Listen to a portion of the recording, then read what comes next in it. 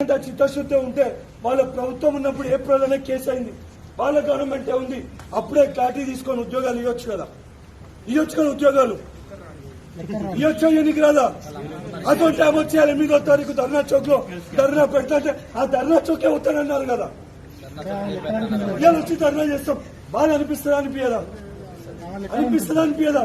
ఇంకోటి, నిజంగా మీ పట్ల సీఎం గారికి ఆలోచన లేకపోతే ప్రతి వేదిక పైన వారు ముఖ్యమంత్రి అయిన ప్రతిరోజు 5 వస్తే ప్రతిరోజుకి వెళ్ళి ఏ స్పీచ్ అనేది ఇవ్వండి. నిరుద్యోగుల వల్లనే, యువకుల వల్లనే ఈ రోజు మేము ఉన్నాము. మాట్లాడుతుంది. దయచేసి మీ అందరికీ చేతులు జోడించి వేడుకునేది ఒకటే, దయచేసి వారిని మిస్అండర్స్టాండ్ చేసుకోకండి. వారికి 100% ట్రాన్స్పరెన్సీ తోటి ప్రతి ఒక్కటి నింపాలనే ఉద్దేశంతో వారు ఉన్నారు. 1-10 సార్లు, రోజుకి కనీసం 2 సార్లు నాతో మాట్లాడతారు. వెంకట్ ఇష్యూ ఏంటంటే, సార్ ఈ సమస్యలు ఉన్నాయి, ఈ రిలింక్విష్మెంట్ ఇవ్వాలి సార్ అంటే, నువ్వు చెప్తున్నావు అనేది లీగల్ అప్లికేషన్ అంటుంది, నువ్వు ఇమీడియట్ గా వాళ్ళందరితో మాట్లాడి ఒక లెటర్ ప్రిపేర్ చేసుకొని తెచ్చేయండి. వారు కూడా చెప్తున్నారు, వాళ్ళు చెప్తలేదని మీరు అనుకోకండి. కాబట్టి సీఎం గారు ఏం మాట్లాడుతుందో ప్రతిరోజు బయటకు వచ్చి చెప్పలేము కదా. ఇప్పుడు టీఎస్పీఎస్సీ కూడా ఒక ఇండిపెండెంట్ బాడీ, అలా మనం ఏం కావాలో పోయి చెప్పొచ్చు. టీఎస్పీఎస్సీ చైర్మన్ గారితో ఇలా విషయం తెలనే బయటకు వచ్చి నేను ట్వీట్ పెట్టేసిన అనుకో, డోంట్ వరీ, మీరు చెప్పిన ఇష్యూ ఇప్పుడు మా తమ సోదరుడు అడిగిండు, ఏడబ్ల్యూకి డీవీ ఎప్పుడు వస్తుందని అడిగిండు. 2 నిమిషాలు కనుక్కొని చెప్పొచ్చు. కానీ నేను అట్లా కనుక్కొని డేట్ చెప్పినా అనుకో, అప్పుడు కేటీఆర్ కదా ట్వీట్ పెడితే ఇండిపెండెంట్ బాడీ కేటీఆర్కి ఏం సంబంధం అన్నారు, రేపు పొద్దున వెంకటి కూడా అట్లనే తిడతారా? అది చెప్పాల్సిన బాధ్యత చైర్మన్ది.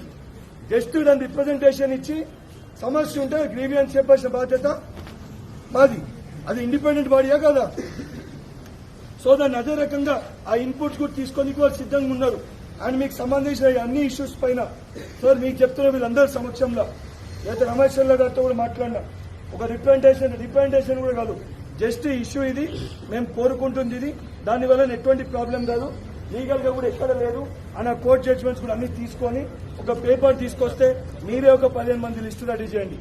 జియో 46 వాళ్ళు 3, రిలింక్విష్మెంట్ వాళ్ళు 3, టెట్కి సంబంధించిన వాళ్ళు, ఏదైతే గ్రూప్ 1, గ్రూప్ 2, గ్రూప్ 3 గురించి వాళ్ళు, హారిజాంటల్ వాళ్ళు అన్ని కలిసి ఒక 15 మందిని తీసుకోకండి. మీరు 15 మంది, మీరు ఒక 3, అడ్వకేట్స్ ఒక 2. దయచేసి ఆ రిప్రజెంటేషన్ లో ప్రతి అంశం పెట్టండి. 10 మంది పిల్లలు నష్టపోతుంటే కూడా ఈ డెసిషన్ గవర్నమెంట్ తీసుకునేది ఉంటే ఆ అంశం అందులో మెన్షన్ చేయండి.